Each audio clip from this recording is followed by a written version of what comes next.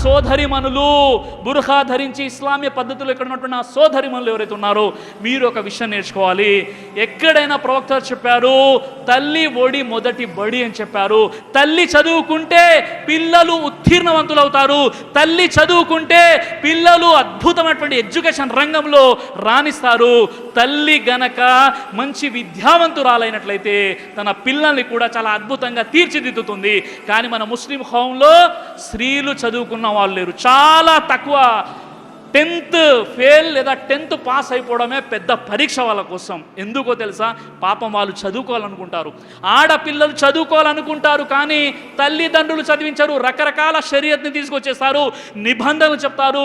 నువ్వు బయటికి వెళ్ళకూడదు, చదువుకూడదు, కాలేజ్ వద్దు, యూనివర్సిటీ వద్దు, ఇంట్లోనే ఉండు. నీకు పెళ్లి చేస్తే నీ భర్తతో వెళ్ళి అక్కడ అత్తగారింటి దగ్గర ఉండే నీకు చదువెందుకు అని ఈ విధంగా నిందిస్తూ ఉంటారు. కాబట్టి ఈరోజు మన ముస్లిం మహిళలకు చదువు లేని కారణంగా వాళ్ళకు పుట్టే పిల్లలకు కూడా చదువు లేకుండా పోతుంది. అది ఎలా అని అడగొచ్చు మీరు. ఎందుకంటే ఇంటిల్లి పాది ఉండి పిల్లల్ని చూసుకునేటటువంటి రెస్పాన్సిబిలిటీ తల్లిదై ఉంటుంది.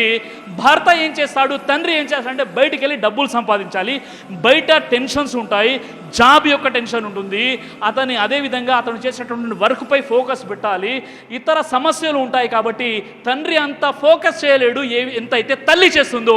ఈ తల్లి గనక అన్ఎడ్యుకేటెడ్, ఈ తల్లి గనక నిరక్షరాస్యురాలు అయిపోయినట్లయితే పిల్లల భవిష్యత్ ఏమైపోతుందో ఒక్కసారి ఆలోచించండి. కాబట్టి ఇక్కడున్న పురుషులు, ఇక్కడ ఉన్నటువంటి స్త్రీలు, మీకు నేను రిక్వెస్ట్ చేస్తున్నాను, మీ ఆడపిల్లల్ని ఎట్టి పరిస్థితుల్లో కూడా డ్రాప్అవుట్స్ అవ్వకుండా వాళ్ళని చదివించే ప్రయత్నం చేయండి. మంచి మంచి కాలేజ్లో, మంచి మంచి స్కూల్స్లో, మంచి మంచి యూనివర్సిటీస్లో. మనం అనుకుంటాం కదా, మీ భార్య, మీ కూతురు, మీ భార్య ఎవరైనా ప్రెగ్నెంట్గా ఉన్నప్పుడు స్కానింగ్ చేయాలంటే ఎక్కడికైతే హాస్పిటల్కి వెళ్తామో పరపురుషులు ఉంటారు కదా, ఆ పరపురుషుల స్కానింగ్ ఎందుకని మనం నినదిస్తాము. ఆ పరపురుషులు స్కానింగ్ చేయడం ఏంటని మనం బాధపడుతుంటాము.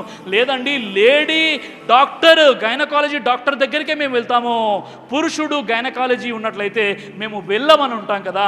మరి ఈ ఆలోచన ఉన్నటువంటి మీకు మన ముస్లిం హోంలో అమ్మాయిల్ని చదివించాలి అనేటటువంటి స్పృహ లేనట్లయితే గైనకాలజీ డాక్టర్లు ఎలా వస్తారండి? ఎలా స్కానింగ్ చేస్తారు? ఎలా అల్ట్రాసౌండ్ చేస్తారు? మీకు ఒక ఆలోచన ఉంది, మేము పరపురుషుల దగ్గరికి మా అమ్మాయిల్ని పంపించము, భార్యలను పంపించము, తల్లుల్ని పంపించము, కూతుల్ని పంపించమని మీరు అంటున్నారు కదా. మరి అలాంటప్పుడు మీకు ఈ కామన్ సెన్స్ లేదా? మీకు ఈ స్పృహ లేదా? మీ పిల్లల్ని చదివించినట్లయితే డాక్టర్లు ఎలా అవుతారు? గైనకాలజీగా ఎలా తయారవుతారు? ఒక్కసారి ఆలోచించండి. ఎక్కడ ఉంది వ్యత్యాసం? ఆలోచనలో మైండ్ సెట్ని సరిగా సెట్ చేసుకునేటటువంటి ప్రయత్నం చేయండి. ఈరోజు ఇంట్లో టీవీ సెట్ ఉంది, డైనింగ్ సెట్ ఉంది, సోఫా సెట్ ఉంది, మైండ్ సెట్ సరిగా లేదు.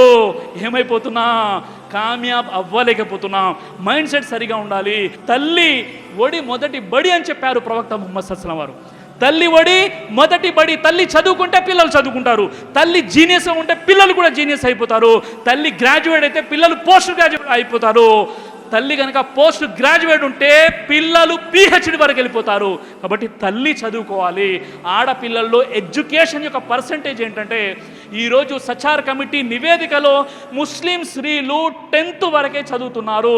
ముస్లిం స్త్రీలలో అసలు ఎడ్యుకేషన్ లేదు. కాబట్టి పిల్లలకు కూడా ఎడ్యుకేషన్ లేదని సర్వేలు చెప్తున్నాయి. కాబట్టి ఈ విషయాన్ని అర్థం చేసుకునేటువంటి ప్రయత్నం చేయండి. దైవ ప్రవక్త ముహమ్మద్ సల్లల్లాహు అలైహి వసల్లం వారు తెలియజేశారు, కడుపుకు సంబంధించినటువంటి అన్ని రకాల వ్యాధులకు అద్భుతమైనటువంటి ఔషధం తల్బీనా.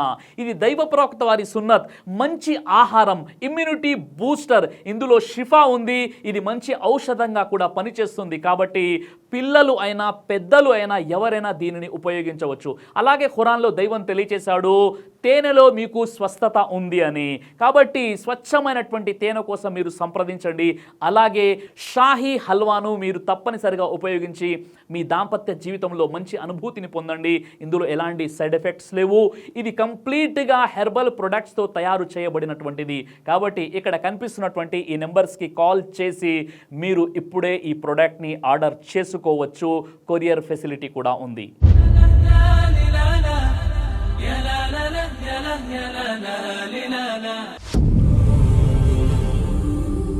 బ్రదర్ సిరాజ్ అని యూట్యూబ్ ఛానల్ని మీరు సబ్స్క్రైబ్ చేసినట్లయితే ఇన్షాల్లా దేవచిత్తం అయితే మీకు వీడియోస్ వస్తుంటాయి. అదేవిధంగా బ్రదర్ సిరాజ్ అనేటటువంటి ఫేస్బుక్ని కూడా లైక్ చేయడం వల్ల మీకు వీడియోస్ వస్తుంటాయి.